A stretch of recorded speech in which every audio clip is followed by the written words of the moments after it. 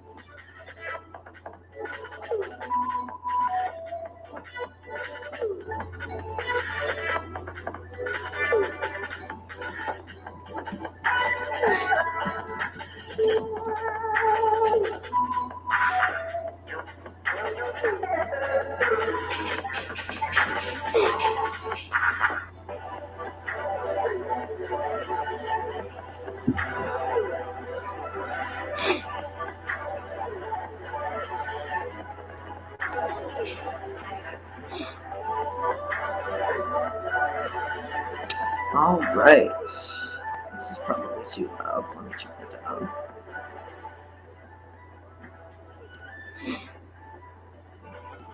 Might be too quiet. And you might also hear dump truck running in the background. He'll have to make an appearance at some point, even though he does not like being held. Oh yes, Dumpy. Dumpy time is almost upon us.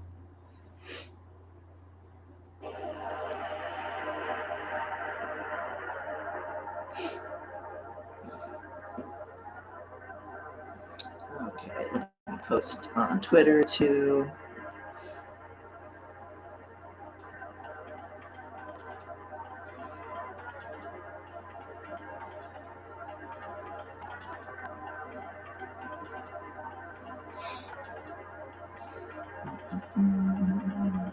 The link thing.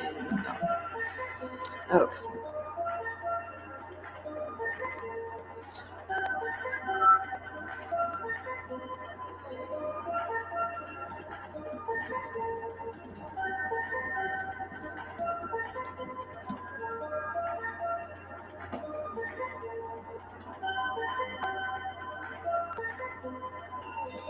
Okay. Okay. I wish. Okay, so this platform is really baby mode. It's possible for me to actually use it and not be overwhelmed the way OBS and a lot of the other streaming softwares are completely overwhelming. But that means it's a lot less customizable. So, for example, the media sharing is a little flawed.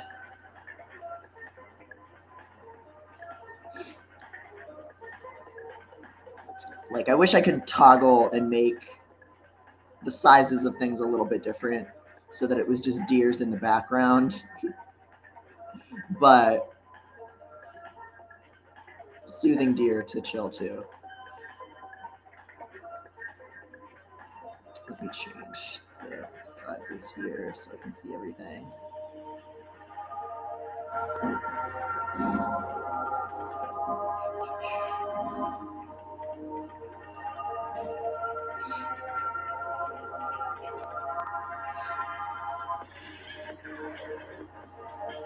Okay, so weird. So if I like toggle away from the deer window, then it doesn't seem like it actually loads. Okay. It's probably too much to actually do the music and the deer for my connection speed. We'll see.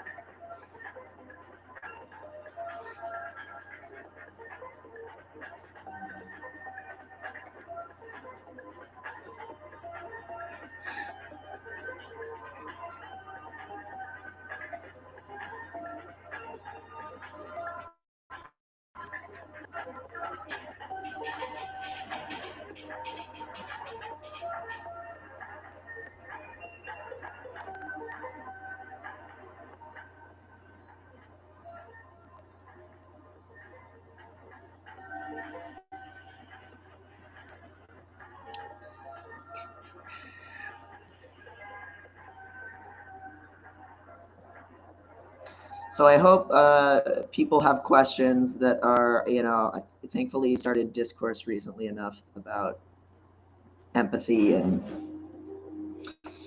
not seeking diagnosis and a lot of like high, you know, inflammatory content. So maybe people will have questions or maybe not. We'll see.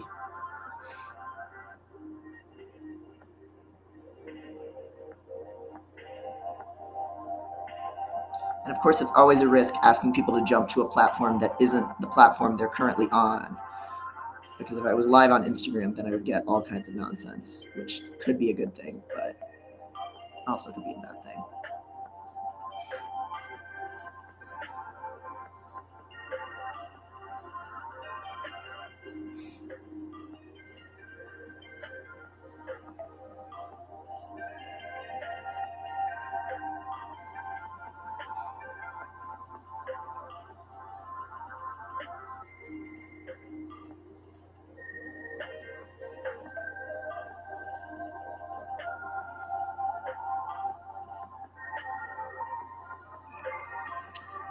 So, looks like the streaming speed is pretty slow on the YouTube, right? Just trying to figure out how much the preview that I'm seeing is like actually accurate to what people are experiencing.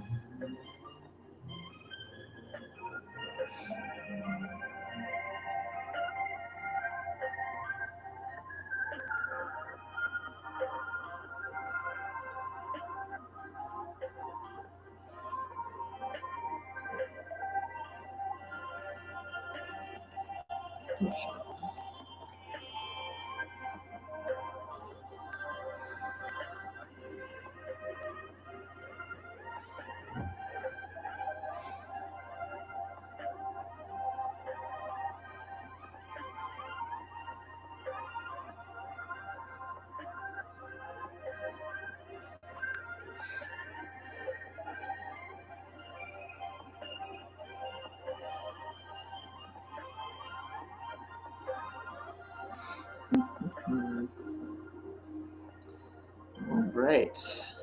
Okay, seems to be working. If anybody's noticing any technical issues, or if anything is just like really poorly balanced volume-wise or anything, it looks like on my end the lag on the deer video is pretty horrible. I don't know if that's actually true, but let me know if there's anything I can fix.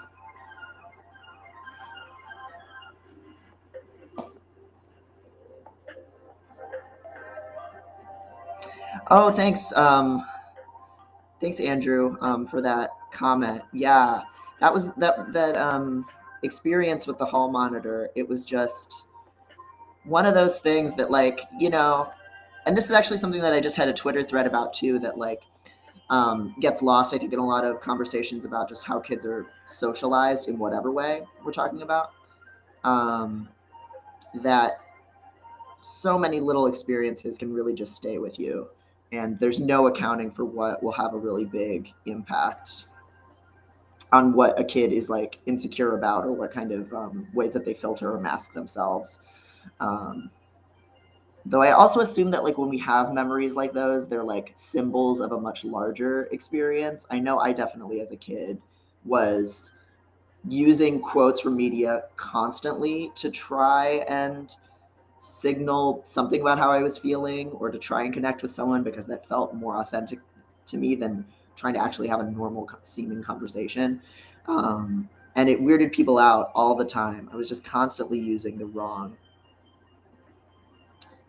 reference at the wrong time. Oh yeah, there is a lag on the deer. They freeze and then shoot around the screen a bit. 28-bit deer. Oh, oh no. Yeah, I might need to plug into my router next time.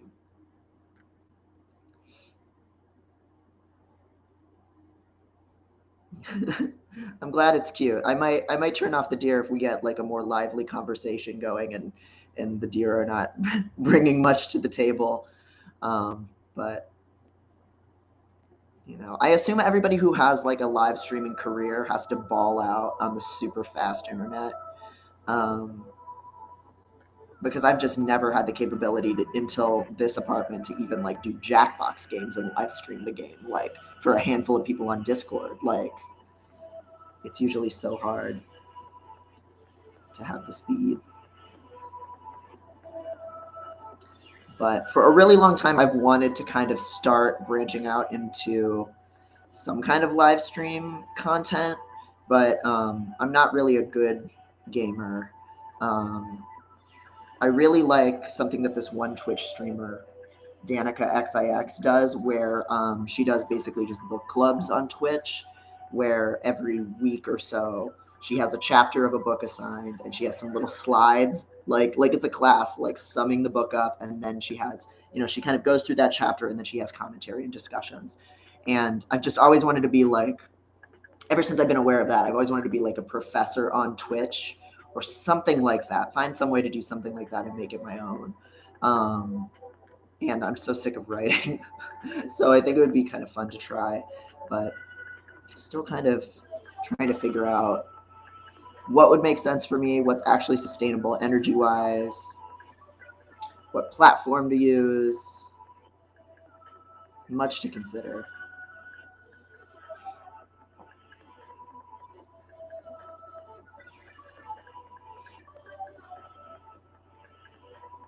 And who knows if people would be interested in that. Like Healthy Gamer GG but queer. Oh, I don't think I know that person. Let me Google them. Oh, okay. So he does internet. Okay, so he does mental health support, coaching, and content and community. He is the like handle. Gosh, I mean, I hear that. Oh, he's solid. Okay, because I hear it's there's like a lot of people who do like life coaching and mental health coaching that it feels very like hucksterish to me, but certainly not all of it. So I'll have to check him out, especially if it like feels pretty solid, and not too like mental health influence nonsense. Okay, he's a clinical psychiatrist. Oh, psychiatrist. Okay. Okay, I'll need to watch some of his stuff. Because there's just so many bad psychologists on video content internet, like that one woman who like now she's even in commercials for like just general like food like box services, but she did like some like empath sociopath stuff with Shane Dawson back in the day. And it was just so gross to see her head in that direction. I can't remember what her name is. Katie Morton, I think. Like people like her, where it's like, no, you didn't have to do that, but you're making just such schlock. So I'm glad to hear there's somebody out there who's doing some like decent mental health content that's worthy of respect. Because there's always this bit of me that's worried, like, is doing this stuff just inherently exploitative? Is it inherently like gross and parasocial or whatever? But I really fell in love with the style of what a lot of legal YouTube is doing, even though what they're doing is obviously reinforcing like the criminal justice system and like ambulance chasing off of Amber Heard shit. So the substance of what they're talking about is gross, but like the idea of someone using their expertise in a field to comment on current events and kind of dispense knowledge on like a streaming platform really appeals to me as someone in the academy who just has all of this information that's just like so gay kept and so inaccessible and expensive. It would just be really nice to do something a little bit less professional. So thank you for telling me about this person. I'm going to check them out after this. Okay, I should actually post that in live on Instagram so that more people potentially jump in.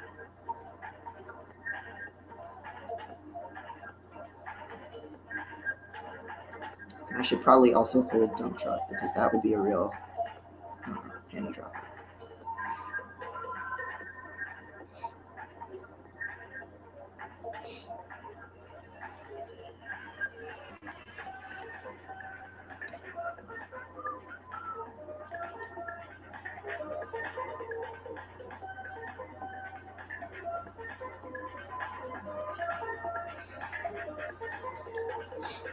Okay, maybe I'll, well, no, I don't really have enough bars to also go live on here. Well, maybe I'll try. Let me see if I'm even not in Instagram jail right now. Oh yes, I am blocked from sharing live video. Posts from your account have recently been removed for going against our community guidelines.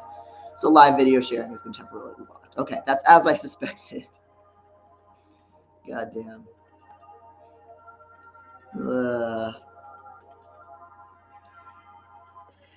For some reason, it's still walking me through the app. Let's see if it actually lets me. I posted twice yesterday. The for anybody who originally saw when I posted it, the like, do you hate men? Does that include trans men? Trans men? Yes. Understandable. Have a good day. Twice I posted that yesterday, and it got removed for hate speech. Even though previously it was taken down for hate speech and then brought back. It's clearly just like, I mean, we all know how it goes, right? Like the algorithm takes it down because they see the word hate men, and then some human who knows who, some poor godforsaken soul doing a basically customer service tech support job decides whether to approve it or not. And obviously they're going to be really careful about that because they don't want to lose their job. It's not worth it. But that's the nature of the business. It's so weird. It's like still letting me walk through a live. Is it going to actually do it?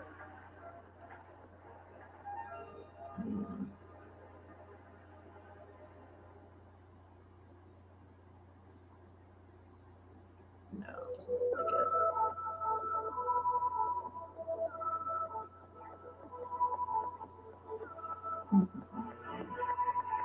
All right, let me grab dump truck to at least make it worth everybody's while who's here. The Instagram prison industrial complex. Yes, Instagram jail. Though, you know, I have nothing but sympathy to the Instagram wardens that are just like, I don't even know, you know, like how the content moderation there works. But, you know, I mean, I remember reading all of those articles about what Facebook's like human moderators were like, and it was just a nightmare. Sorry, character limit here. I liked your comment on Instagram about wanting people to be confident enough to discern what is correct, etc. Yeah, it's something that bothers me so much. And it's my own fault because I put myself in this position of like being really arrogant and making all these like grand proclamations about what I think. So of course people are going to ask me my opinion on things. So in some ways I'm a fool for caring or minding. That I'm in this grave that I've dug for myself. But it does, like, after a certain volume, people asking, can I identify as autistic? Can I still listen to Dorian Electra, even though they're friends with, you know, Grimes one time? Like, is it okay for me to do this? Is it okay for me to do that? It's scary to me how many people in this world who ostensibly believe in some kind of like leftist politics of some kind, or at least sympathetic to it, want to be told what to think, or need to be told it's okay for them to do whatever. And I don't know, people just fall for so much shit without thinking about it. From like putting a safety pin on your jacket after Trump was elected to like the blackout square on Instagram in 2020 to like, you know, many things far more meaningful and worse than that actually do have a negative impact rather than just being silly. Though I guess the blackout square did actually hurt things. But yeah, it's just, I just want people to have their own ability to discern things. And it's sad that they don't, or that they lack the confidence to kind of listen to that voice inside that says, wait a second, this thing doesn't make sense, or whatever, you know, as the case may be. So thank you. Thank you for saying that. Okay, I'm gonna grab dump truck, and then I'm gonna make an Instagram post to try and ferret a few more people over, especially since there isn't really enough internet speed, I think, to like really watch content while doing this, which is fine. But you know, have to have something to fill the dead air. All right.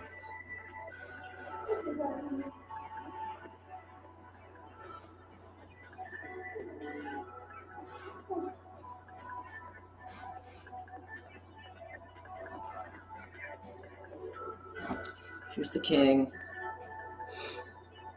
Yeah, dump truck. He was actually really nice about letting me grab him without running around or causing a fuss. So that's really good. Oh. Yeah, oh, yeah. He's actually a very small chinchilla. I mean, he's full grown. He's an adult man. He's a grown man.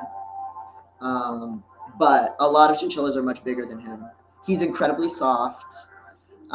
Chinchillas have 50 hairs per follicle, which is why they feel so soft.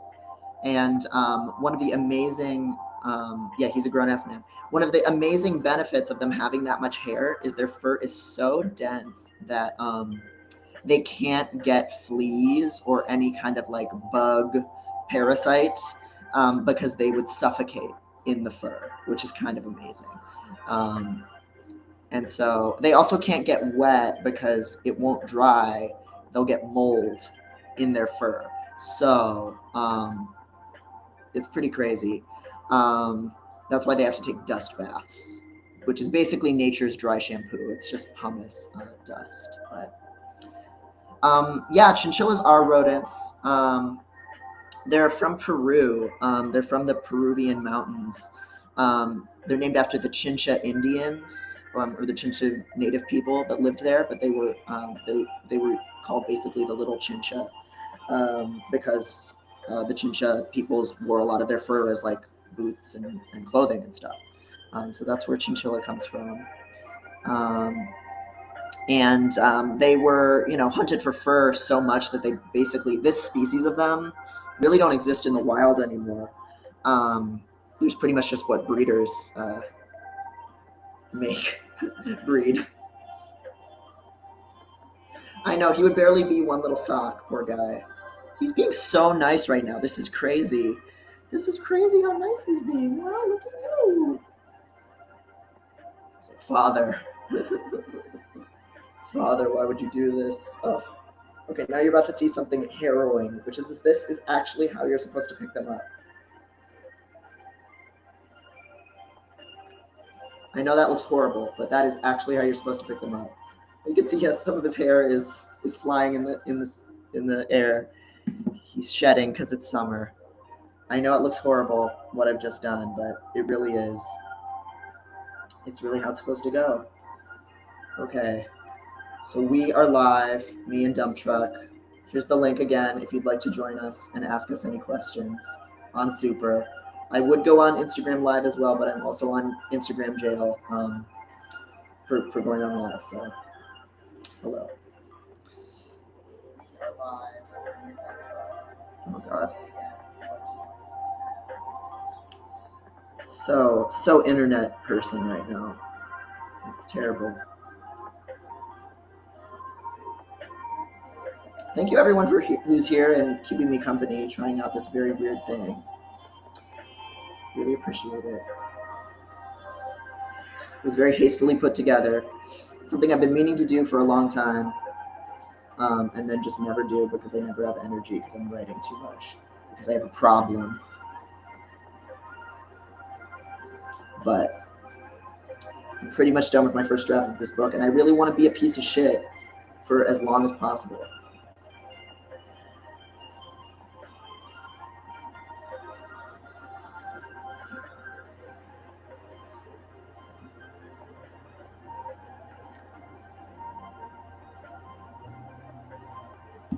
Oh my God, you were all about to see him just like shit. I could just see a little fucking turd coming out of his body on the screen. Oh my God, ugh. So that's the other beautiful thing to know about dump trucks, is they have no sphincter control and they emit little dry turds constantly, which is awful. But it's just the facts. Oh, I know. Oh God, no. Okay.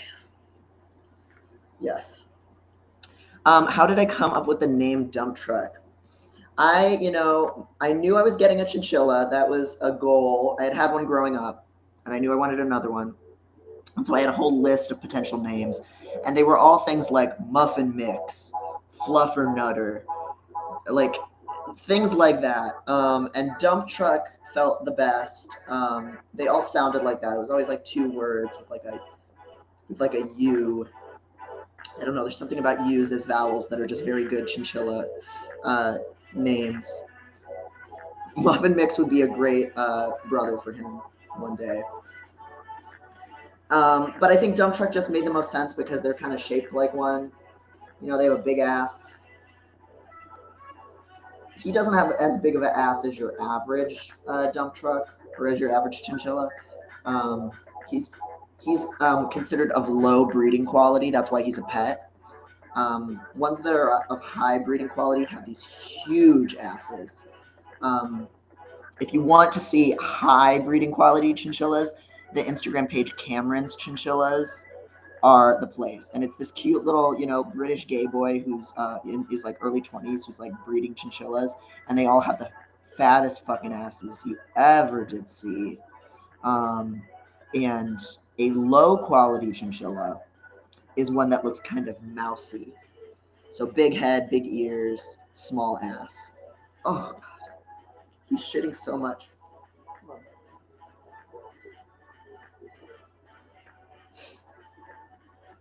I'm sorry. You're being so good. You're being such a gentleman for me. Can't really think of any questions, but I really enjoy your writing. It makes me think about stuff in a way that other stuff doesn't. Well, thank you so much. I really like, it really is like what it's all about for me. When somebody tells me like something that you wrote made me think about something in a new way, or that it helped bring a bunch of ideas that have been floating around together and synthesized ideas, that's like those are my favorite things to hear. And that's what I like. When I actually enjoy what I'm doing and feel proud of it, that's what I am trying to do, you know? But also that's like a collaborative effort, right? Like if your mind is changing or you're generating new thoughts in response to a piece of writing, it's because you're really actively engaging with it with your brain in a really generative way. And that's the most a writer can ever ask for. So thank you so much to anyone who does that. It just means a lot. It's easy for me to forget because I get so jokerfied because of my own bad boundaries and internet and just the repetitive nature of it, to forget that there's people out there who are really thinking and building upon what I'm doing. So thank you, sincerely.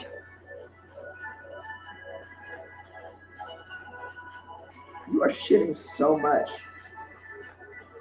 There are so many just little grains of brown rice on the floor right now from him. You have no idea. It's awful. It's absolutely terrible. Yeah, isn't it, Dumpy?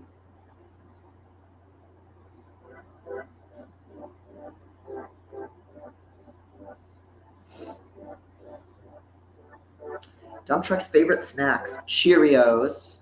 He loves a good Cheerio. A plain oat, you know, just like a dry oat. That's good for him too. You have to be really careful with chinchillas. They have pretty delicate digestive systems. They pretty much just eat hay and wood. And I just got him some pumice from this place in Michigan called World of Rocks. It's this real like gay ass, hippie ass rock store in Ypsilanti that I went to with some friends. And I bought a bunch of just like beautiful crystals for myself to just look at. And I bought him some pumice to eat, and he loves it.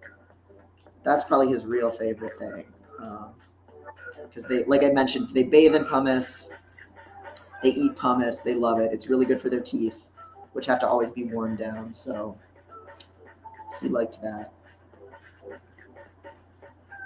Growing up, I had another chinchilla whose name was Gizmo, and we would feed her like craisins and like dried papaya, which is horrible. You're not supposed to do that. But I was 13 in Ohio, so I didn't know anything. Would you ever be vegan? I think that's a great question, Paige. I think about it, and I know that for me, with my eating disorder history, it would not be a good idea to give me any more barriers to eating. Like putting myself in a situation where there isn't anything I can eat is not a good idea. And I'm also working on these gains, but you know, so I need to. That also means there's a lot that I.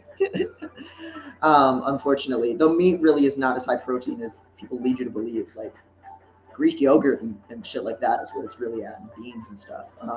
So I could go vegetarian pretty easily. And I usually go with vegetarian options as long as they're high protein enough when I can.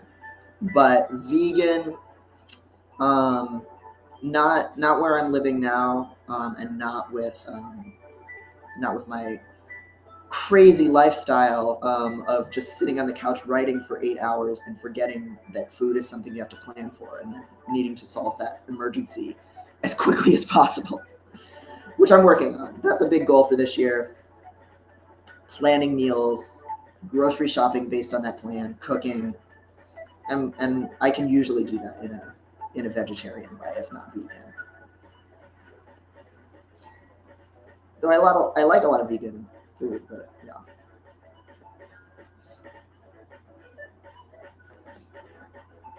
Oof, oof.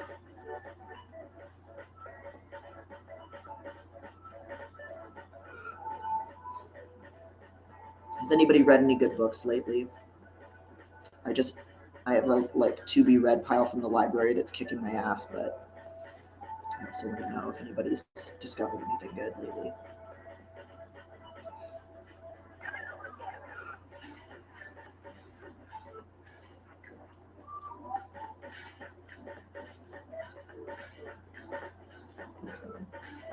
Oh, Bucky,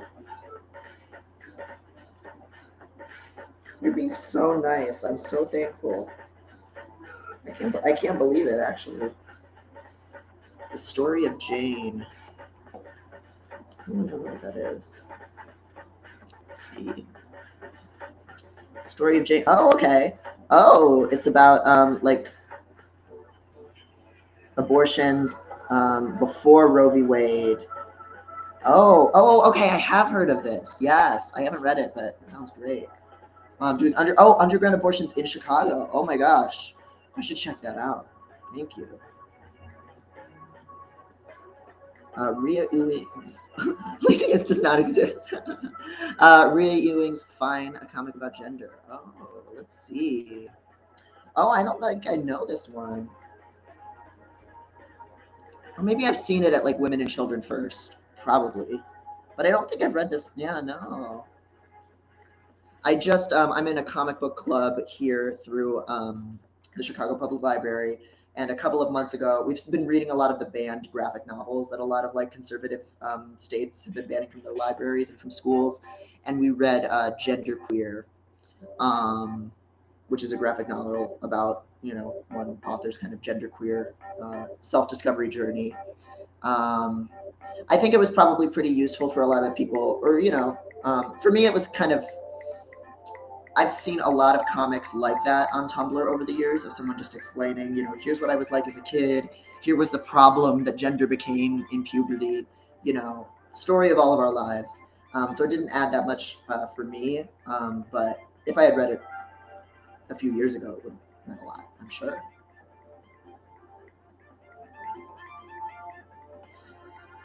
Worst trans man misogyny story. Go. Oh, be still my heart. Oh, okay.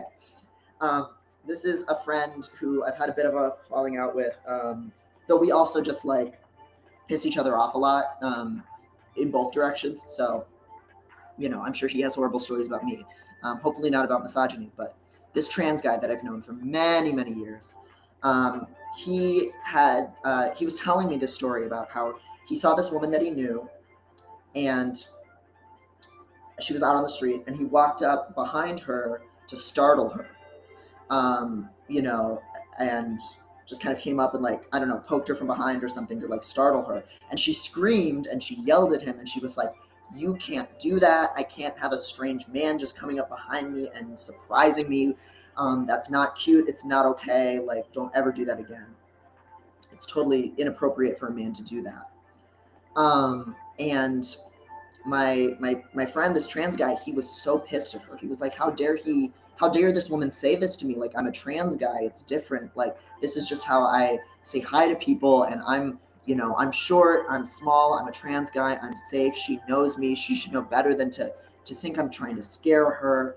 And I was like, what? Like, first of all, startling anyone in public sucks ass. Like, take gender out of it and it still sucks ass if you ask me. Like, you know, again, as someone who's been scared by cis women more than pretty much anybody. But like, for him to not understand that he's very much a dude. He identifies as a dude and has for years. He's always been masculine. He looks like a dude, as you know, problematic as that formulation is, like by any metric that you're using. And he was also like a radical feminist dude all his life. Like, he used to be in all these like women and allies rising in resistance kind of groups. So it was very weird to hear him say that he should be allowed to like go up and startle women on the street that he knows because he's trans. So thank you for giving me an excuse to rant about that. Okay, let me catch up on the chat a little bit. Cast by Isabel Wilkerson. I think I've heard of that book. I think that's on my list somewhere.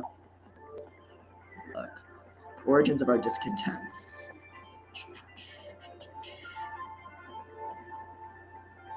Says racism is an insufficient term for the systemic oppression of Black people in America. Oh, that sounds interesting. I do think we need to like have better frameworks for discussing racism, ethnocentrism, classism, and how they intersect, and also how that, you know, interplays with like the oppression of Native people and the racial identities that are not a one-to-one correspondence there. Like, so yeah.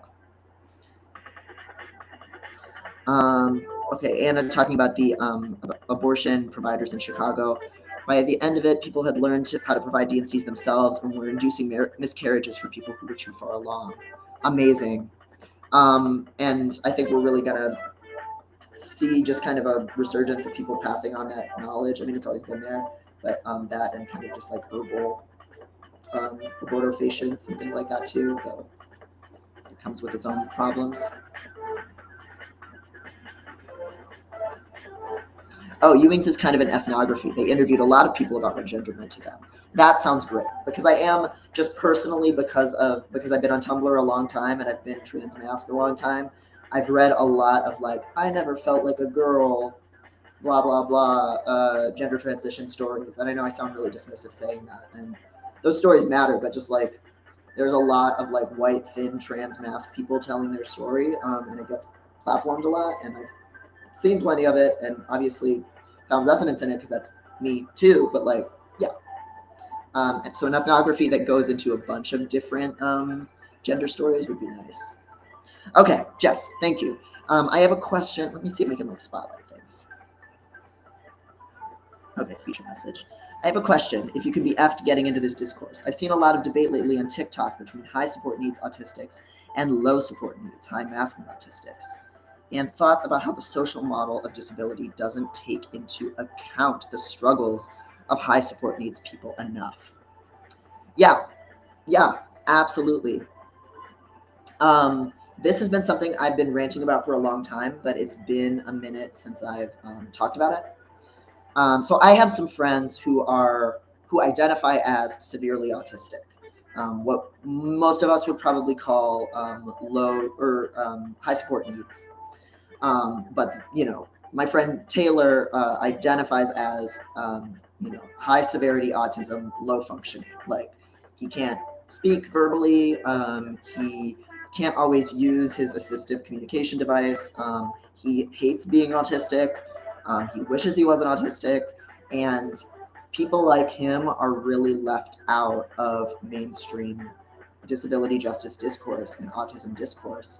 And it sucks ass because positivity doesn't matter. Like, who cares if somebody feels good about their disability? Like, I don't think our goal should be people feeling more positive about their disability or thinking it's completely always a good or neutral thing, in the way that being strictly a social model of disability person kind of sometimes leads. What I care about is, do people have a house? Do their families have enough resources? Do they have the ability to, if they're being mistreated by a caregiver, get care somewhere else? Do they have autonomy? with the assistance that they need to be able to exercise that autonomy.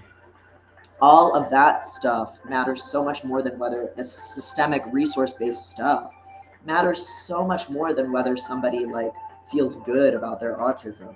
But in our fucking community, people who hate being autistic and people who don't use the right words and people like Taylor, who identify as severely disabled and all this stuff, they routinely get silenced. And he's like a 14-year-old and he gets like death threats and he has to keep changing his Tumblr URL on a regular basis because high functioning, as he would call it, autistics come for him because he says bad things about autism sometimes.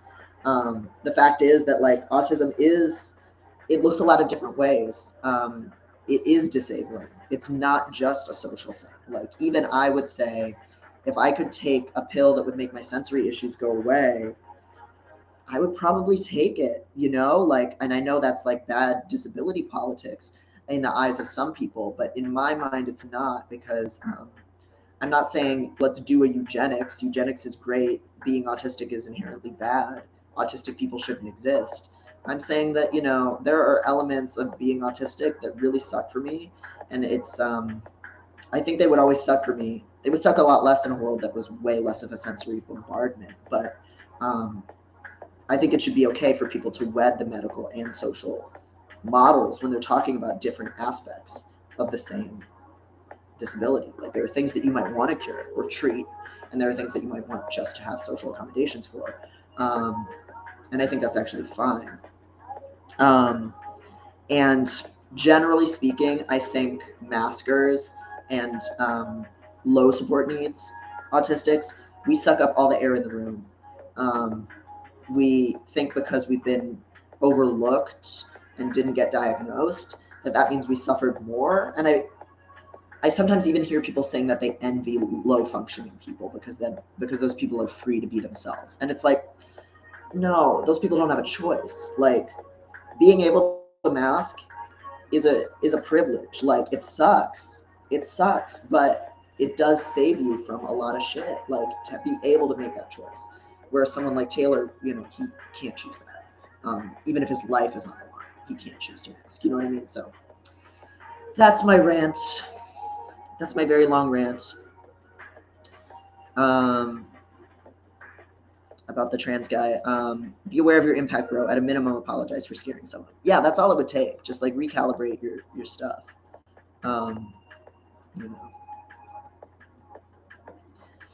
What do you think are some ways we can include high needs people's voices without creating a not disabled enough line of thinking?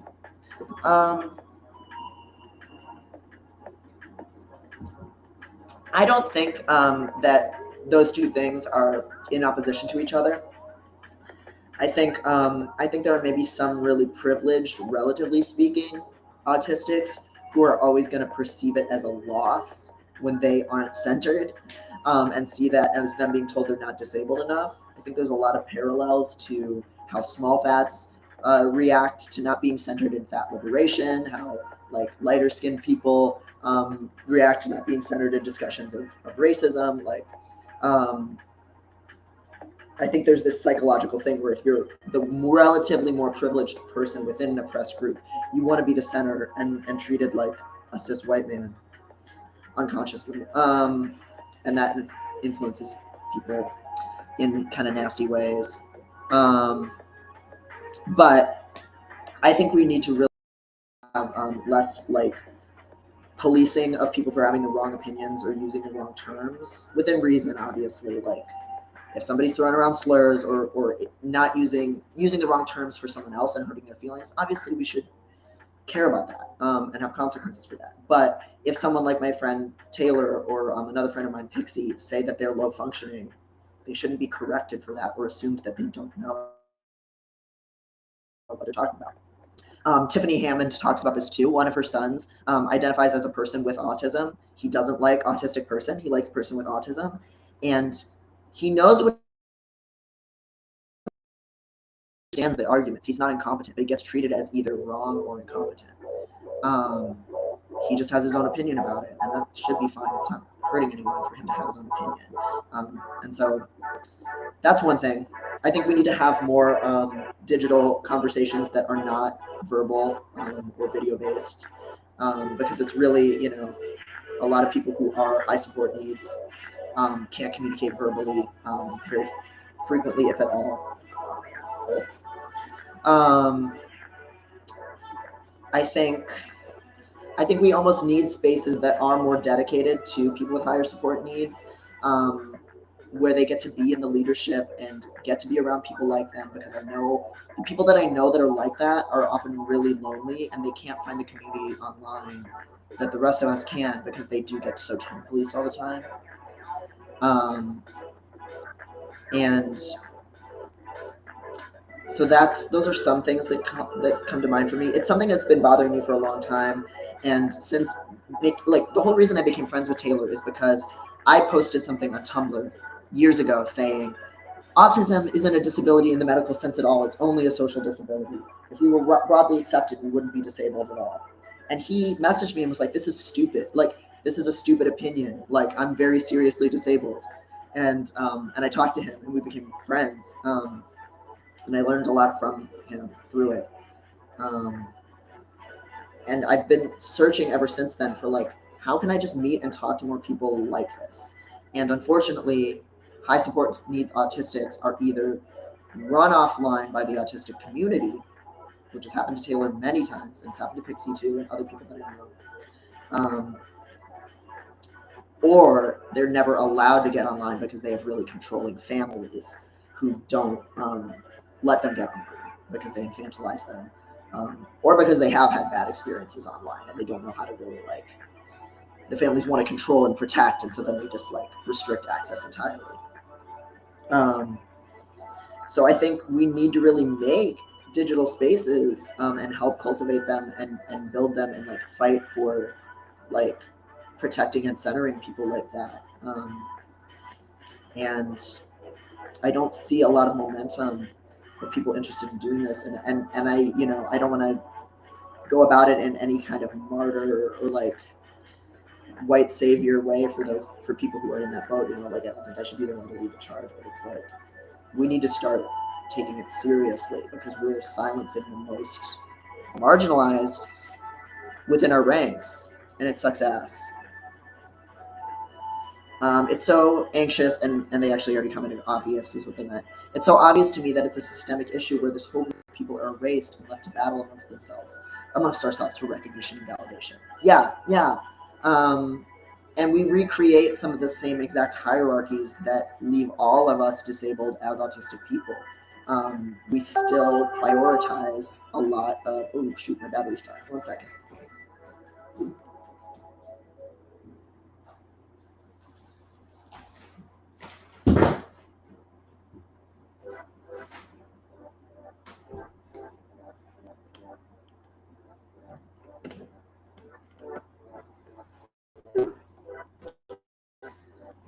That would have helped my streaming quality if I had been plugged in this whole time. Damn.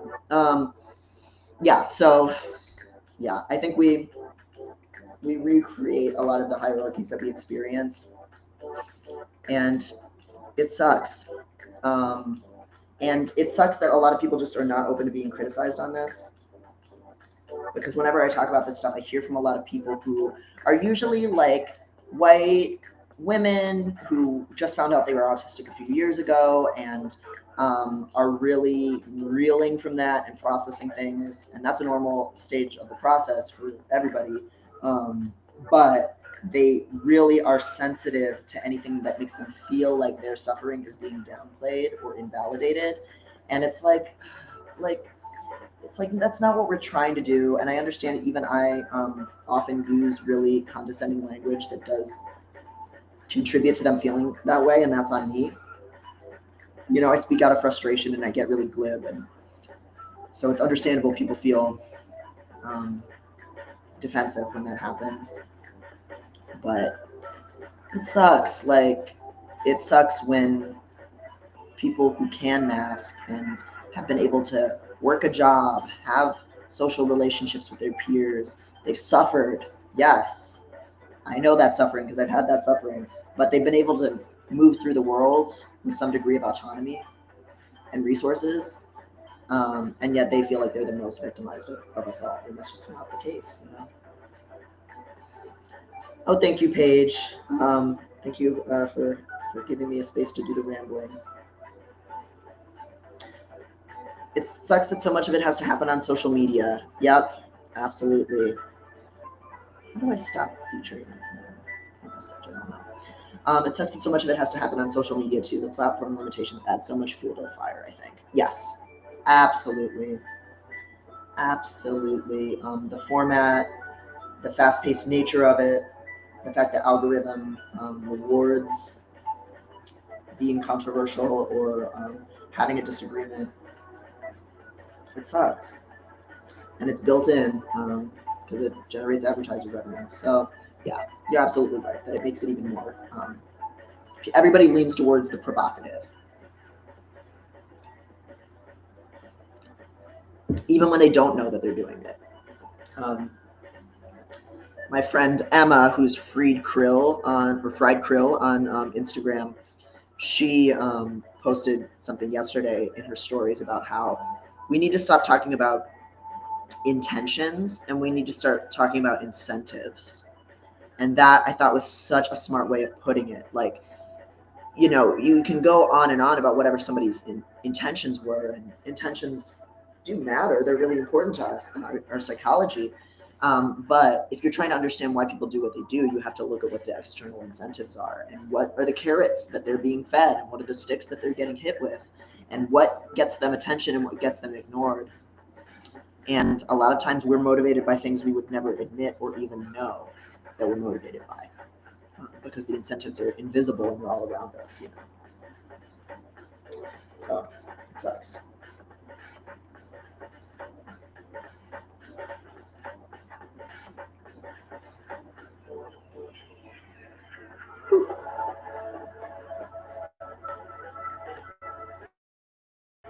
I'm torturing the boy. He's so tormented.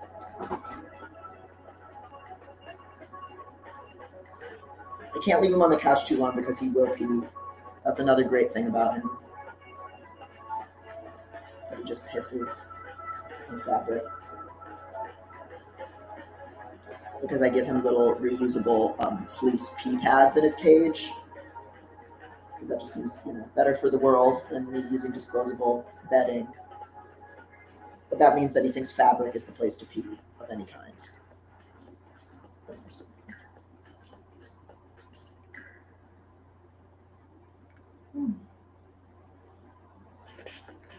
See if there were any book recommendations that I missed looking at.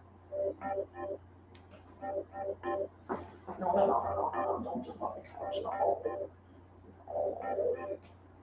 Okay, again, this is the normal way to pick them up. I know it looks horrible, but as you can see, he is fine. They have very fragile, tiny, tiny bones, so it's best to pick them up by the biggest bone they have, which is the tail.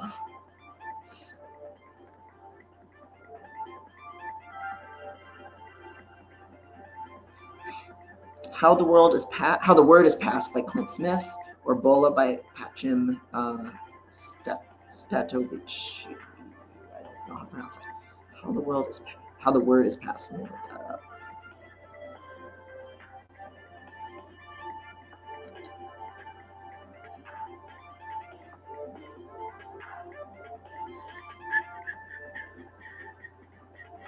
A Reckoning with the History of Slavery Across, what's the title?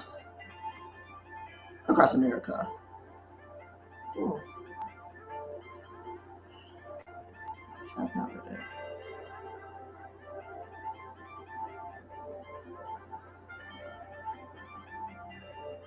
Oh yeah, the shorts.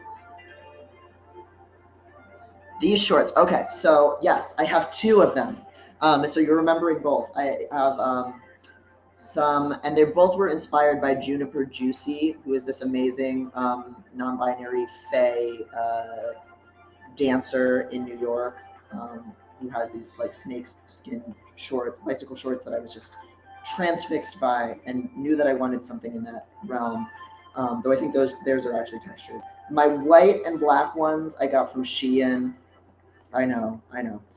For like $3. And the yellow ones I got in Jackson Heights when I was in New York, in just like a little like store by the train station, like when you get the bus on the way to LaGuardia. And those were also $3, and they're just amazing. And I've never had white shorts that I haven't like ruined immediately, but somehow those little stupid Shein ones are really easy to clean. So I think I'll actually have very good longevity out of them. So I would imagine something like them is also still on Shein. It was like a set, so it came with like a little tank top that's just way too small for me to wear. But yeah, it was like $3 or $4 on the fast fashion website. But yeah, I love those shits.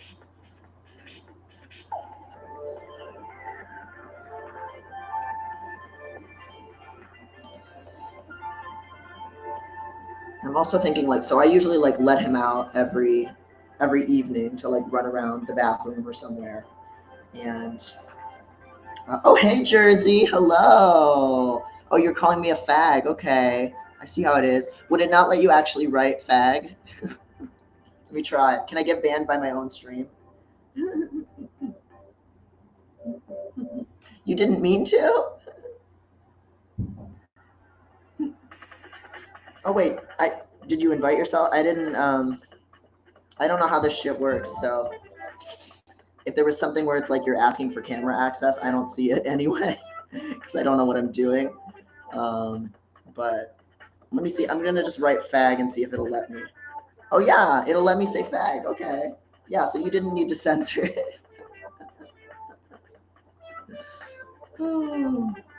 T-boy swag, T-boy fag.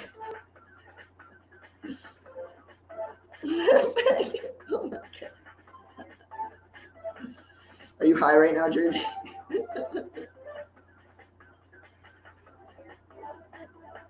Oh.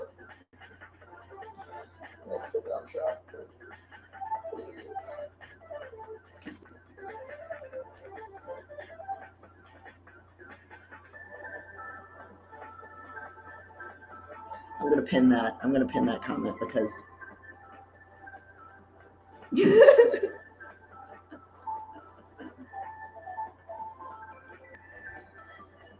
we were talking previously, Jersey, about like the most misogynist trans man moments you've seen, and I talked about a friend who was a trans guy who used to just like walk up and surprise women that he knew, like from behind. Like if he saw a woman that he knew out on the street, he would like go up behind her and like startle her. And when a woman called him out for that, saying he shouldn't as a man do that, he was like, "But I'm a trans man. I should be allowed to do that." So if anybody wants to post their T-boy fails, please do. The T-boy roasting session has begun. God, if you guys could see how many turds are on the ground, it's a nightmare. Oh my god, and another one just flew out of him. Oh my god. Oh my good god. Let me see if I can show you. Look at all these shits coming out of this man.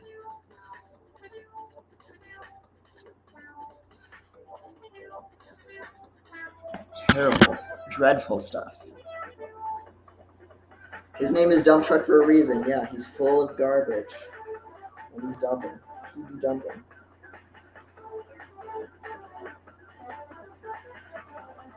Trans man who challenged me to pool. Oh my god. Yeah, well, yeah. I mean, I know a lot of lesbians who challenge each other to pool. Maybe I just don't know the trans guys that are doing it too. But they're all like at the like. I have a friend who goes to like every munch in the city. Like she's really living the BDSM life, and she's definitely found a lot of girls to play pool with. I don't know. It's an elaborate ritual, right? The intricate rituals of establishing dominance via pool. Meanwhile, I mean, you can imagine what I'm like playing pool. You can imagine what a shit show that is. I'm terrified the whole time. Oh my god, a trans man who told me I couldn't have so many ear piercings when I wanted to transition. Oh, what in the Buck Angel ass shit. Oh man. Okay. So like I remember I used to listen to Dan Savage's podcast because I hate myself. And I used to have a lot more time on my hands. I used to listen to Dan Savage's podcast every week, and then I would call and leave a voicemail telling him everything that I thought he got wrong. And I was featured on the like listener feedback like 3 different times because I was just picking apart Dan's ass that frequently. And probably he never listened to it. Probably his interns did it. But like, I remember the last episode of Dan Savage's podcast I ever listened to. Buck Angel's nasty ass was on it, and he and Dan Savage got a letter from this trans guy who can't be on T because he has this heart condition that means he can't be on T, and he's a gay trans guy, and he was like, how can I meet gay men who will date me even though I'm not on T? And fucking Buck Angel called the person she repeatedly on the podcast, and also said he was delusional for thinking that gay men would ever date him. It made me so mad, and that was the last time. I wasn't even as familiar with everything bad about Buck Angel at that point. I don't think I knew even about the Wachowski stuff. But that was like, okay, I'm done with Dan Savage. I'm done with this guy, this Buck Angel guy. Like, awful. So and that shit. Anybody who's like, oh, you can't pass, you can't be a trans guy if you do this or you do that, and they're projecting their own insecurity. But as Neo Pussy Boy on Twitter says, like, that's not internalized, because girl, that's externalized. What the fuck? Girl in the gay way. She wasn't talking to a trans man when she said it, but you know what I mean. It's not internalized the second you start slinging at someone else. Oh, this trans guy was named Dennis. So he's a real Boston Be a Man kind of trans guy. I did have a trans mask friend recently who like told me I needed to have a firmer handshake, which I was kind of surprised. But I mean, my handshake's really good. But I think he was kind of, I don't think he sincerely meant it. I think he was messing with me and bullying me, like, as a friend, because he's not toxic like that. But I could definitely see someone actually meaning that. Dennis. Okay, we got another trans boy failure. Mine is the trans guy who got mad at me for questioning why his drag group was hosting a night of AFAB entertainment at a lesbian bar for filming with the Lesbian Bar Project, and that it was AFAB performers for obvious reasons that he couldn't explain.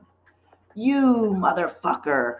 Obvious, but you can't explain. So, okay, so you know exactly what's wrong with it then, because it's a lesbian bar. So what about the fucking trans lesbians who want to do drag? Like, which those are the only valid drag kings anyway. Like, trans lesbian drag kings. That's all I'm here for. I have some friends who are drag kings.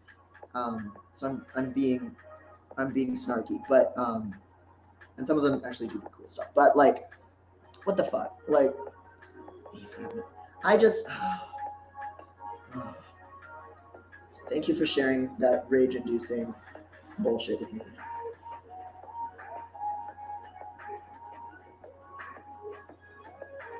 Oh, you're being so nice. I can't believe it, dump truck. I can't believe how nice you're being. Okay, I should put him away because he's endured enough. All right, come on, bud. Ooh. Ooh.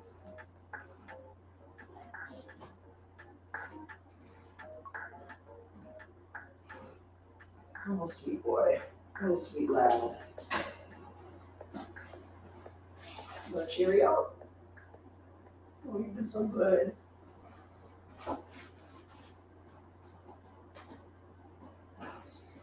Oh, there's even more turds on the couch. Oh, God. Oh, Christ. Oh. Why do you have AFAB in your bio, bro? Oh, man. It's horrible. It's like I've said before, it's like somebody being proud of being high functioning or something, or being like passing or something. Like, it's gross. Oh, Dumpy will be back, I'm sure. I'm gonna have to do more things like this, and I'm gonna definitely have to use him as an enticement. And he also just gives me something to talk about if there's nothing else to talk about, or something to do with my hands. So Dumpy will be back for future iterations.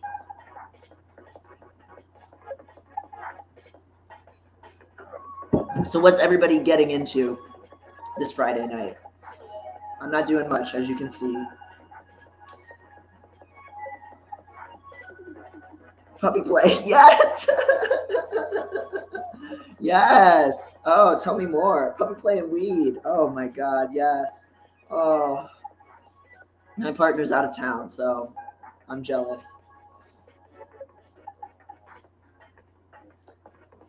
Oh, hey, Callisto.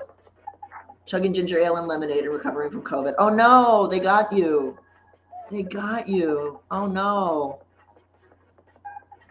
Is that gonna mess up Gen Con for you, or are you gonna be in the clear, do you think? They fucking got you. Damn. No, I'm on the tail. I'm clear the con.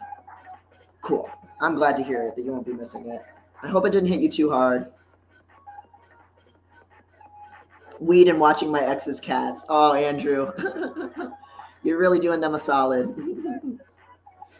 And I guess you probably also have a fondness for those cats, and being able to still see them is probably nice.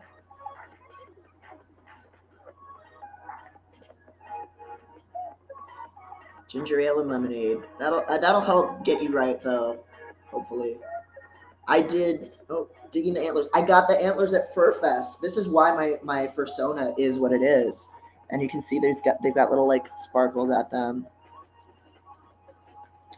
Yeah, my first Fur Fest. I saw them, put them on, and the minute I put them on, someone started petting me, which is not proper. Yes, you can say the fag word here. Hold on, let me feature that message. Yes, you can, and it won't filter you, even though this, I believe, is a Facebook-owned platform. It won't even. They won't even call the Zuck cops on us. Yes, it was wonderful, and I didn't mind that some little freak petted me, even though that is not bad, not good con consent etiquette.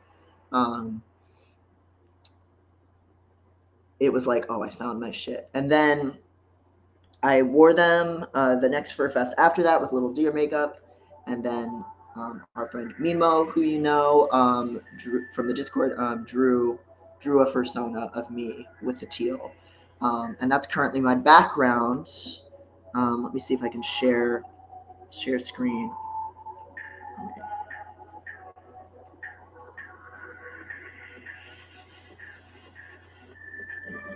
Yeah, entire screen.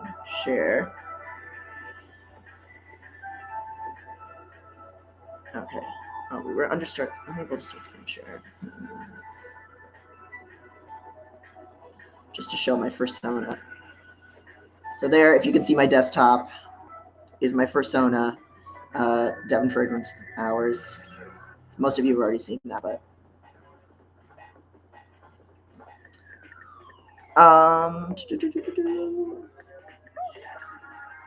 in the last 3 months, faggot has been tweeted 2.6 million times. Hold on, let me feature that. And we're gonna bring it up to 3 million. More like fag book. Oh wait, hold on, that's also good. Fuck. Damn. Yeah, you should go to Fur Fest, Callisto. It's so good. I always have a bunch of friends that go. So last time I went, a couple of people, Maddie and Mimo, and I got a room and shared it. Might go in with additional people, like our friend Casey, maybe next time. Fur Fest it's like nothing else. It's so huge and massive and absurd. You see so many strange moments of people just acting completely out of pocket. So many beautiful fursuits. The dealer's den is just a smorgasbord to the senses. There's panels. There's like 3 different panels on autism in furry in one weekend because there's that many of us. There was a panel on furry psychologists. There were 3 different panels on pagan furry practices, there were weddings, there's a dungeon, there's children-friendly content, there's, you know, silicone dog dicks. It's just an autism convention with a furry focus. Oh my god. Yes. I was all of those tweets. I was all 2.6 million faggot tweets. Oh my god. Oh my god, you're right. Oh my god. Okay. How'd you end up going to FurFest? Was it just a straightforward, I want to check this out, so I'm going to? Yeah, yes and no. My ex, who I was dating at the time, was in a theater company that performed at FurFest every year. They had a long-standing partnership, the Neo-Futurists. And so, and it had always been kind of a joke, you know, like, oh boy, these furries, like respectful, but like, oh, these weirdos, these lovable weirdos. And I was like, well, wait a goddamn minute. Like, I got to get into this. I had some friends who were furries through a D&D group and just through being trans and online, but like, I haven't gone deep into it yet. And then I went to FurFest the year that my partner was performing, my ex-partner, and he didn't get to see any of the shit, but I was enraptured, and they converted me. You're exactly right, Callisto. They converted me. I mean, there's no, you know, binary. There's furries and there's people who aren't furries yet. You know, like, and that's all there is on Earth.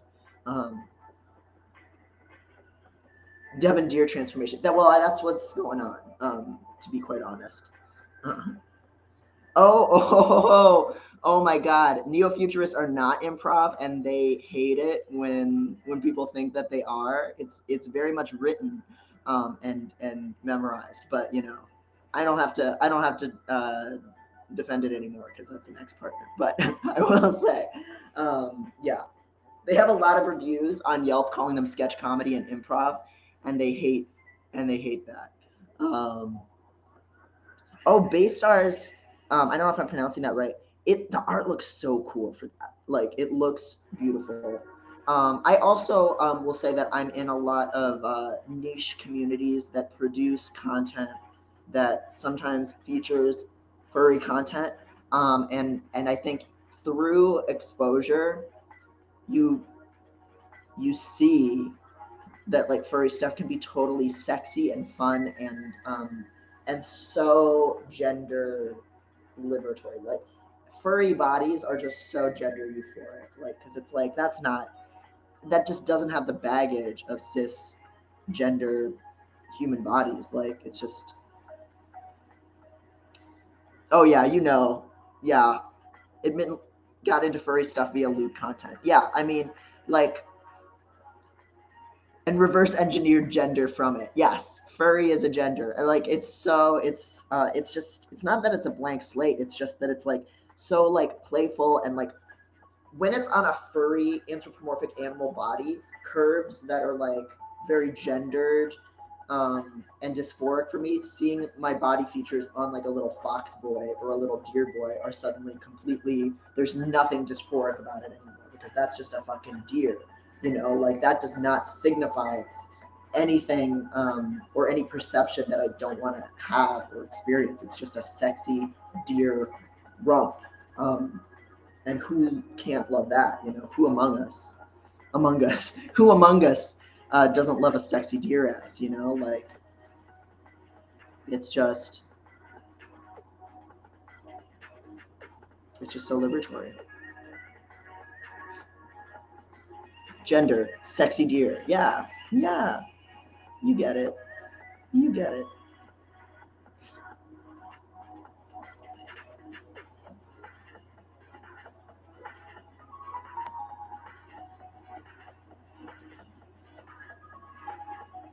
But yeah, getting over the furry shame. It's funny, after I started going to furry conventions, I did get a message from an old friend from college who was really like, I'm sorry for all of the comments that I made making fun of furries when we were in college.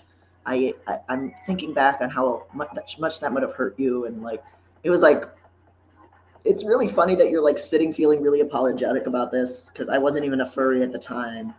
And even if I had been, like, they were just the usual standard internet jokes. You know what I mean? Like,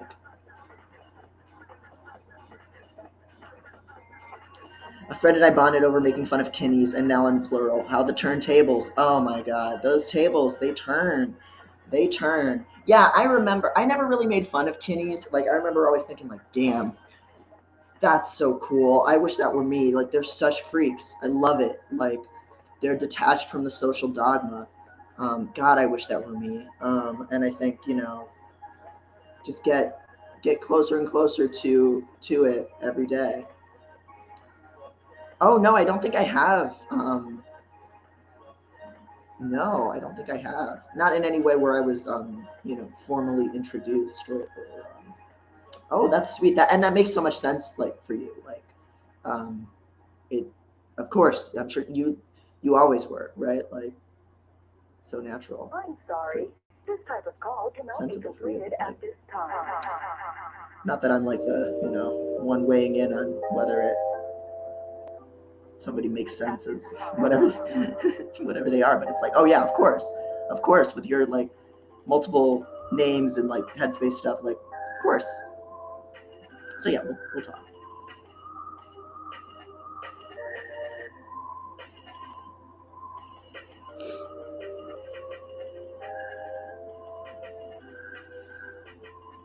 Gaydar plus, yeah, Kinney plus, and also like, like in some ways, I guess it's the same thing with the furry stuff, where I would like have a few years ago been like, I'm not a furry, but it's like, I'm not a Kinney, but I did used to run around in the woods pretending I was Link and blowing into a rock like it was an ocarina. You know what I mean? Like, it's not.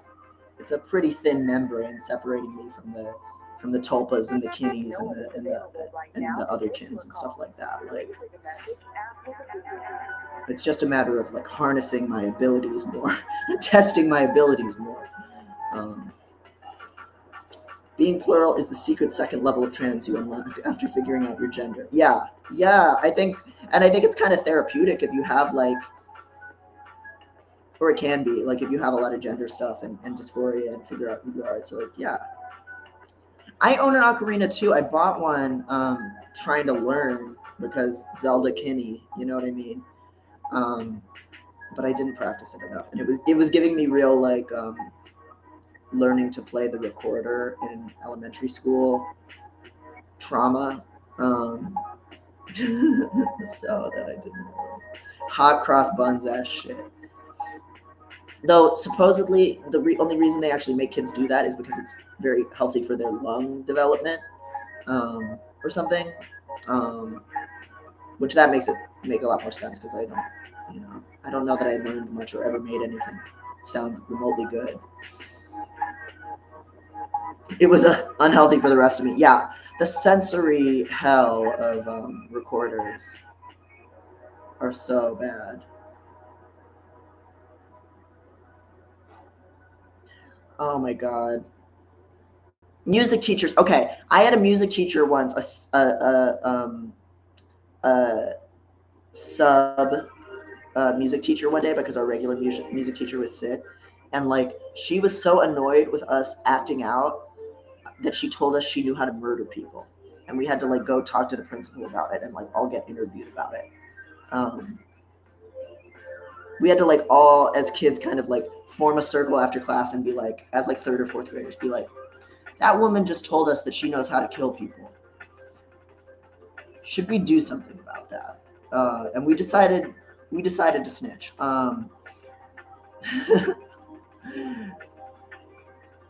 We were narcs, but we didn't know better at the time. Today, if I had a teacher say that, I would say, well, clearly you're going through it. As a substitute teacher, you're not getting paid enough. Let's let it ride. I keep thinking about your Insta story about if there was a Hyrule world, you'd go full Disney adult. My kid and partner and I sat around last night talking about what Hyrule world would look like. Oh my god. Oh, oh, I wish. Because there's a Mario World coming to Universal Studios in Orlando, but it's just Mario.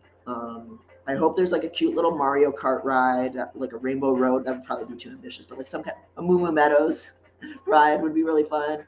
I'm sure they'll do some cute stuff with it. Mario is a natural fit to put in a big costumed character. I'm sure it'll look great. But like thinking of a Zelda world, like a Hyrule Castle town, like Ocarina of Time style. Oh man, oh Lord, I would just die. A Lost Woods that's like mirrored and confusing to get through. Um, Zora water slides, yes. Some kind of like in Skyward Sword, the like mine cars. I know people don't like Skyward Sword, but that's just a natural fit. Like a little mine car ride would be so easy to do. Um, Death Mountain roller coaster with mine carts, you got it, you got it. Skyward Sword themed zip lining, yes. And it would be pretty easy to have some pretty good costumes, some Zelda and Link costumes. Who else? What else? Trying to think of like what's both iconic across multiple games and like doable. You know, my kid wanted people in Goron costumes. That would be very doable. I think. I think big fuzzy Goron costumes would be so cute. Oh, the food from Breath of the Wild. Like if they went like, because Disney World parks are like in Disneyland are like getting so fancy with the food. Like the food, like I like some of the food that I had in the Marvel campus was actually really good. Like I had a peanut butter bacon banana sandwich with a banana smoothie that honestly slapped. Um, so I could see if and just some of the like um, Fantasyland, adventure, whatever places in Disney, like some of the food's actually good. You know, like there's decent like it's not fair food. You know, so like I feel like they could do it. Galaxy's Edge, Callisto. Oh my god, I was just in Disneyland and Galaxy's Edge banged.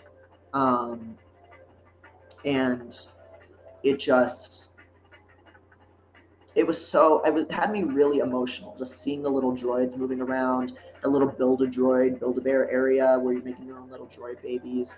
Um, the ride, Rise of the Resistance, you get onto this transporter and there's a animatronic Admiral Akbar there, and he looks so good. Nien Nub is there, or however you pronounce it. I love him. And then you get boarded by the First Order, and I jumped back. I literally like forgot for a second that I was on a ride because I had just been boarded onto the transporter by Resistance people working for Disney. And then all of a sudden, like somebody just like came in and they had the right like swagger to them. They were like in character in the like First Order uniform, and I was like, I like went and hid behind my mom at 34 years old, and then they board you onto another ride, and Kyle Ron is there, and all this stuff happens. It was an incredible ride.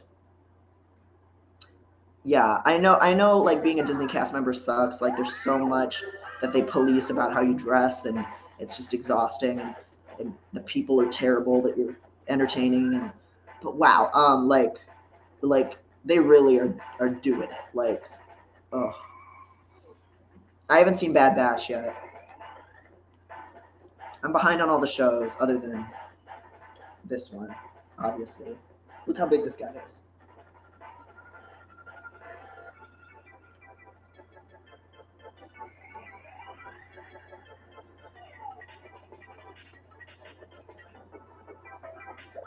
Huge fucker. Huge fucker. Bad Batch, weaponized autism. Okay, somebody asked me a question. Oh, about Link and Girl Link. Just transition timeline. I was just gonna say, you know, T boy swag, T girl swag, transition timeline in either direction. That's all I was gonna say.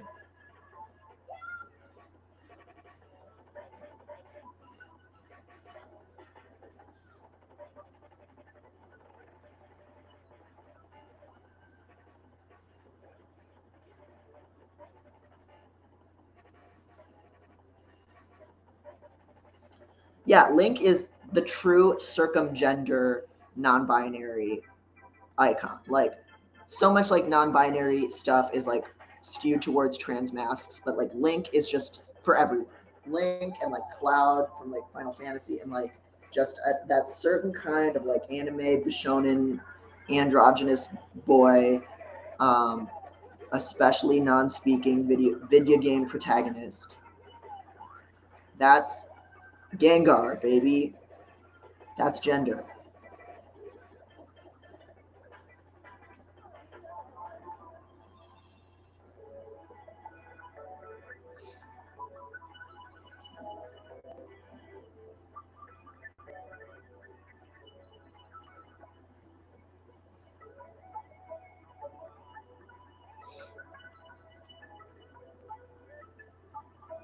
Oh, the Rita Warrior, those are great too. Their physiques are so sick. Yeah, Gengar. Yeah, that's trans Gengar, baby.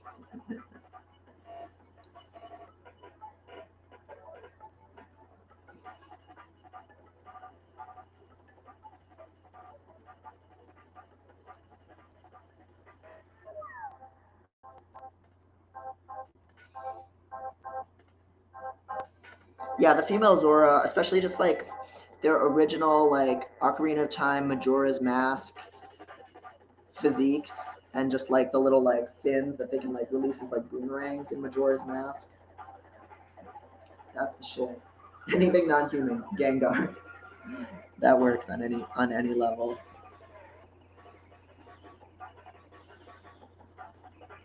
Oh, Rita Warrior. I was thinking of Rita, because isn't that one of the Zora in Ocarina of Time? I forgot that like then it becomes like a species of people.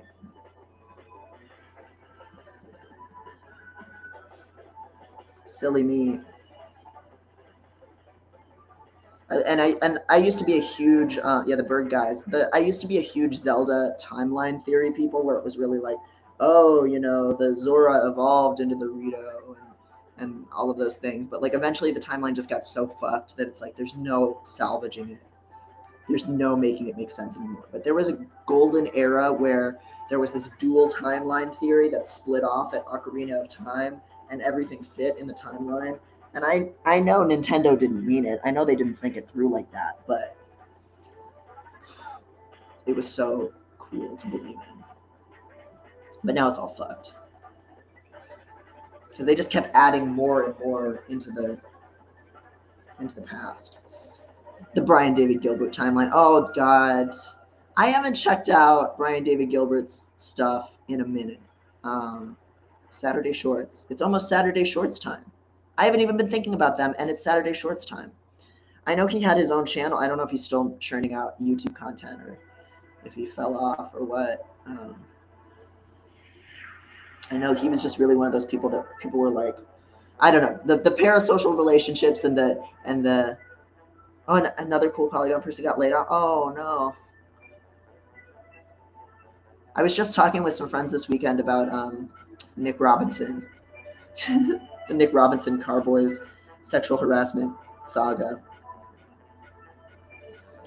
Oh, Jenna did? Oh my god. Jenna is like the hardest working person at Polygon. And I think doing the most like, you know, just like an unsung Shiro, you know what I mean? Like she's been doing the stuff, and she does like really like she puts a lot of thought into her content and really nerds out on it.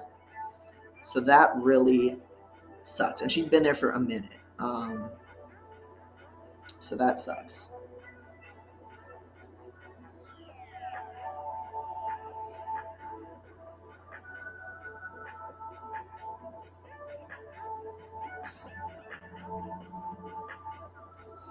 I was a huge Carboys fan too. Carboys was so good. Like, and it still is. Like the production, the music, the fan culture. This is one of my most problematic facts, that like I had a Tumblr that was all Griffin McElroy, Nick Robinson like slash art. Nothing like explicit, but just like comics of them like texting each other like romantically and stuff like that. It was so awful. Death of the author. Yeah. Yeah. Yeah, Nick Robinson. Yeah, it was very gender euphoric, because I remember thinking Nick Robinson was really like transition roles. Like I had like little bomber jackets, you know, like anime t-shirts that are like styled up in a little bit of like a cute way. Like actually, to this day, I'll say I used to have a haircut that was pretty similar to his. Like to this day, I would say he's a pretty big style influence of like nerd chic fashion. And when he got canceled, I was like, well, I just need to do what he did better. I'm the trans Nick Robinson, baby.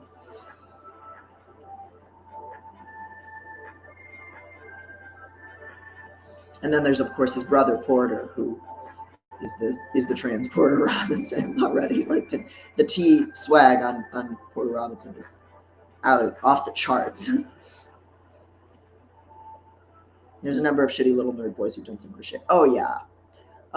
And his apology was so like, oh, you know, and like on the grand scale of shitty things, like, you know, it was like, just don't send people weird, like magic eye illusions that when they solve it, it tells them to send nudes. Like, what the fuck, dude? Like, you know, like, from your professional account, like, come on.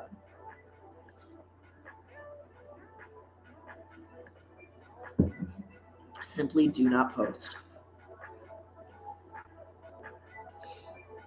I think we all need to remember that not posting costs nothing. Posting costs everything.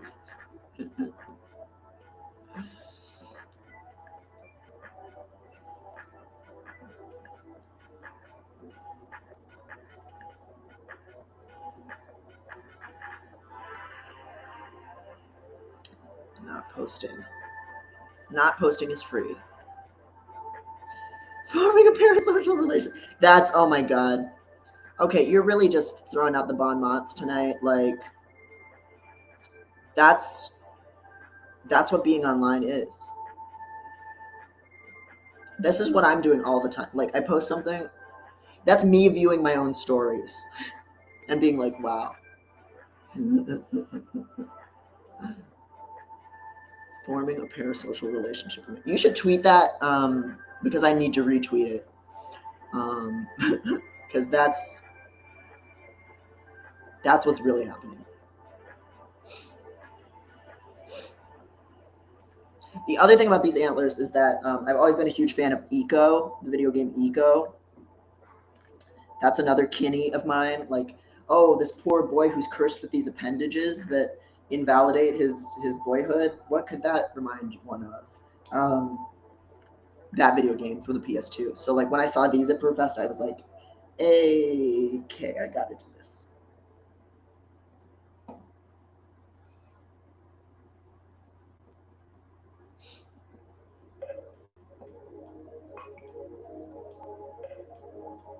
Oh, God bless. Okay, let me find it.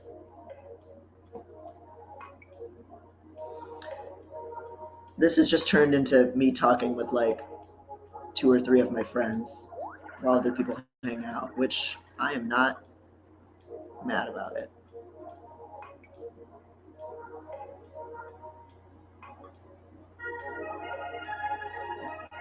This music sounds so much like Valhalla. Anybody who's played that game, like the future bartender robot girl shit, so good. Yeah, it's been a minute since I've seen you. I was like writing. I just like fell off the face of the earth. I feel like, but finally like got my head screwed on right a little bit more. Thank God.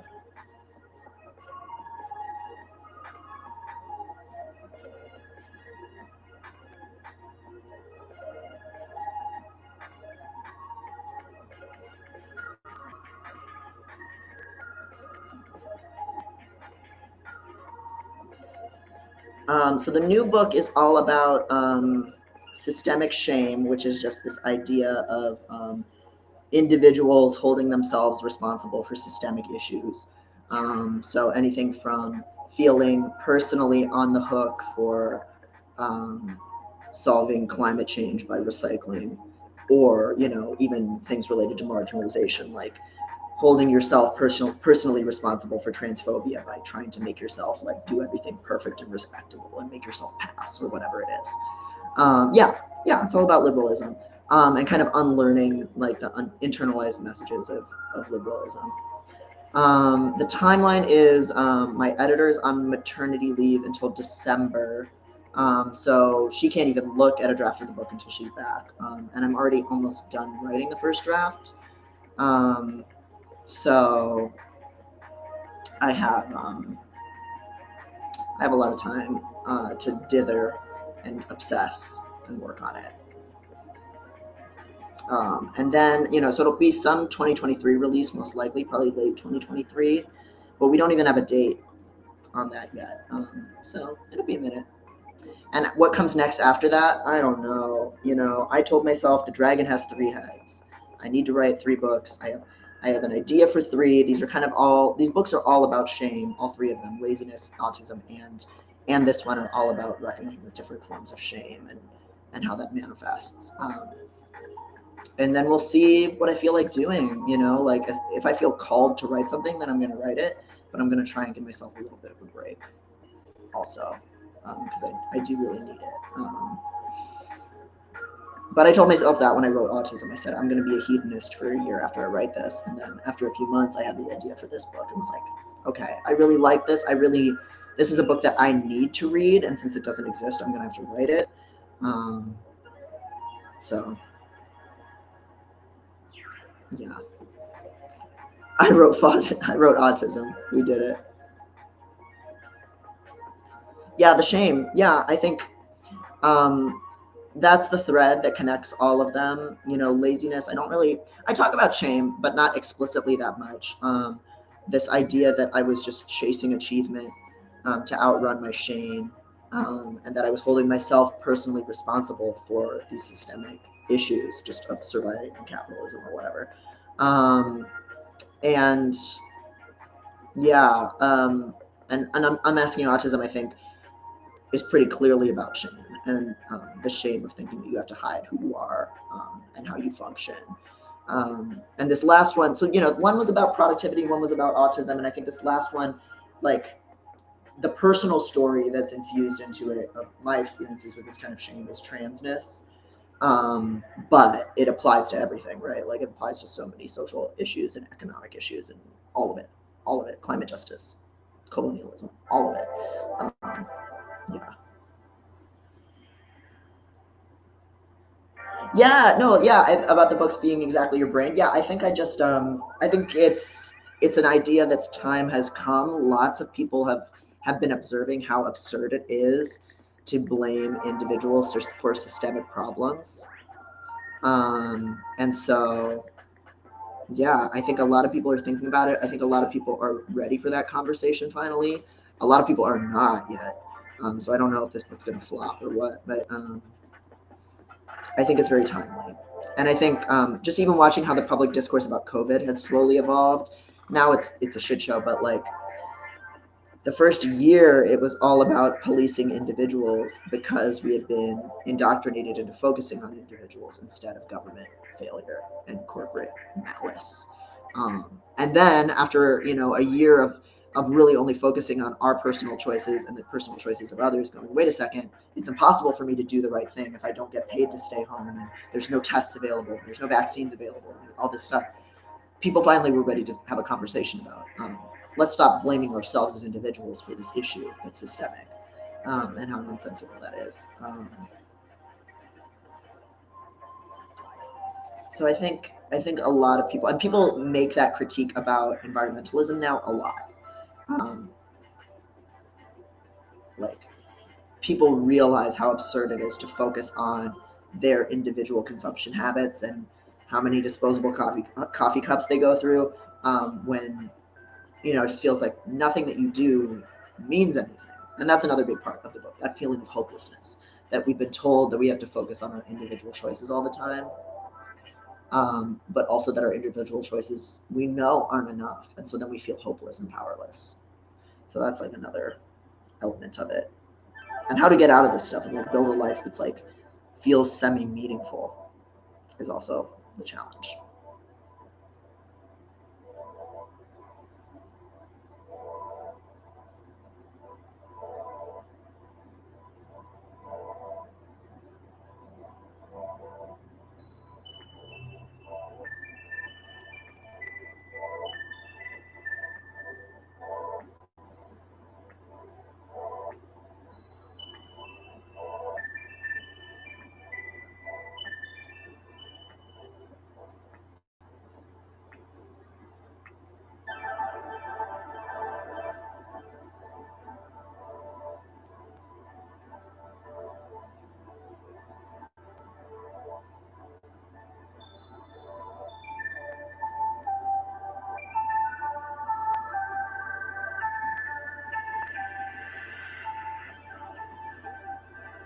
Well, I think I'm probably going to wrap up. Been at this for about an hour and a half. Thank you, everybody, for coming. Thank you so much, friends, for giving us stuff to chitty chat about. I think probably in the future I'll probably try this on some platform that like anybody's heard of before. Maybe Instagram if I get taken out of jail, but I kind of hate Instagram Live, so maybe YouTube. I don't know, or maybe Twitch. Chatterbait. Well, you already know. Chatterbait does work with OBS, so you know anything's possible. Yeah. So, but this was fun. This was fun and nice and not too stressful. And I kind of like that it was just kind of like a small, chill crowd. So thank you for everyone who kind of participated and hung out.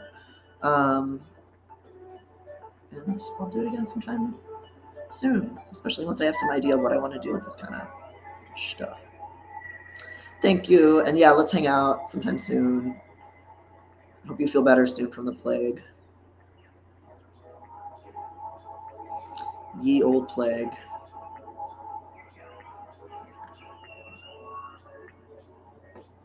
All right. Goodbye, everybody. Have a good night. Make good decisions. Don't do anything I wouldn't do. Why am I giving these like very parental bromides? I don't know. do horrible things that would shame me. All right. Bye.